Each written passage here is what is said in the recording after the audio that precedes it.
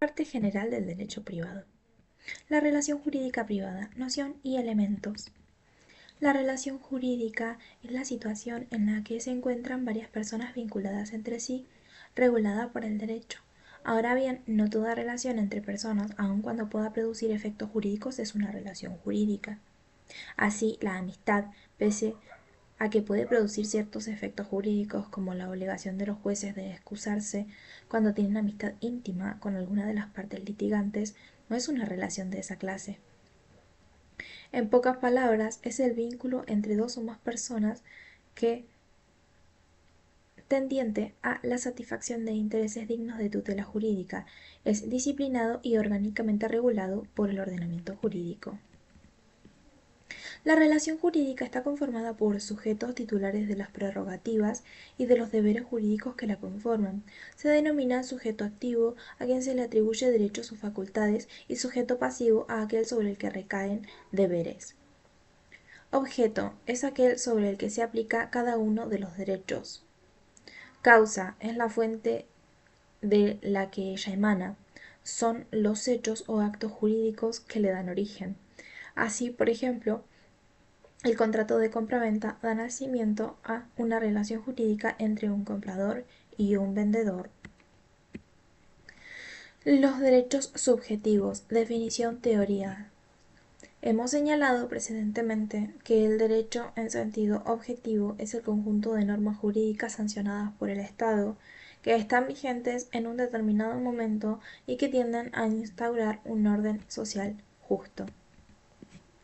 Ahora bien, el fenómeno jurídico también se puede ser aprendido desde una esfera subjetiva. Así, se nos presenta como un conjunto de facultades o prerrogativas otorgadas por el derecho objetivo de los individuos, derechos subjetivos frente a los que aparecen también en la esfera subjetiva del derecho, los deberes jurídicos.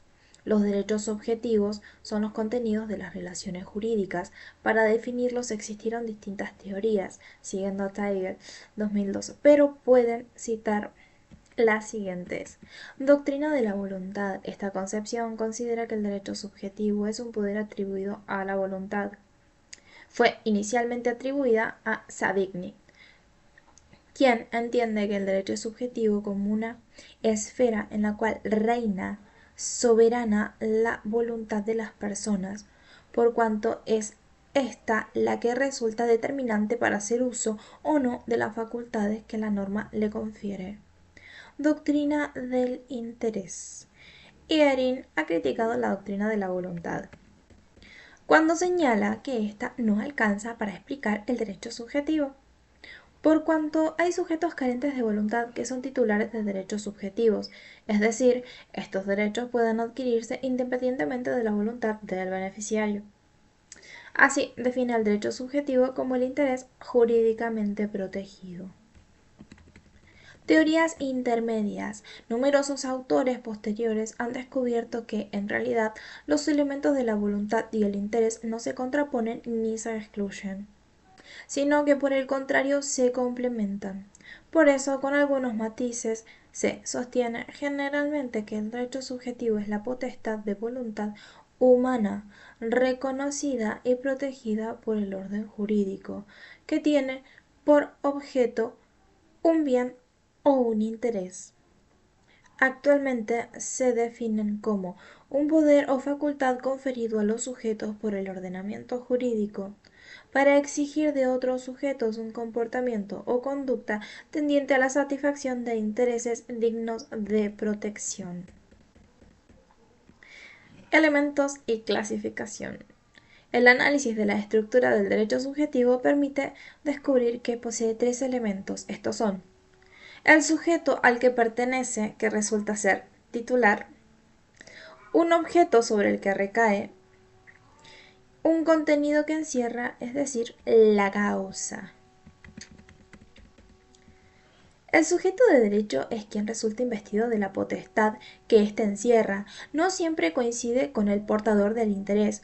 Por ejemplo, los representantes de los incapaces de obrar son quienes ejercen los derechos subjetivos a aquellos que a ellos les corresponde. El objetivo es la entidad o la materia sobre la que recae el poder conferido al sujeto.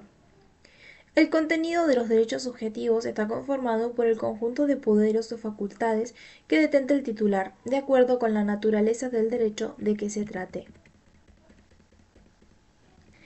En esta materia se estudiarán cada uno de estos elementos, ya que constituyen los pilares de base para argumentar sistemáticamente todo lo que comprende el contenido de la parte general del derecho privado. A su vez, estos derechos se clasifican en diferentes categorías. Se encuentran primero dos grandes grupos: los derechos subjetivos extrapatrimoniales o que importan a la persona, y dos, los derechos subjetivos patrimoniales o que importan al patrimonio. El primer grupo se encuentra en dos categorías: las denominadas iura in persona ipsa o derechos sobre la propia persona, que son los derechos humanos, también denominados personalísimos, que se consideran innatos, y los denominados iura in persona aliena o derechos sobre la persona ajena, que son los denominados derechos potestativos y que importan las relaciones de familia, responsabilidad parental, tutela o curatela.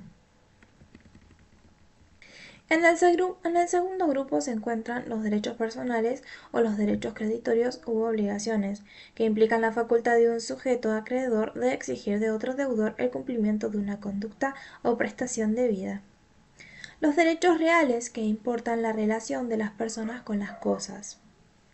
Los derechos intelectuales, que importan la protección del ingenio humano, entre las que se encuentran los derechos de autor, las marcas y las patentes. Gráficamente,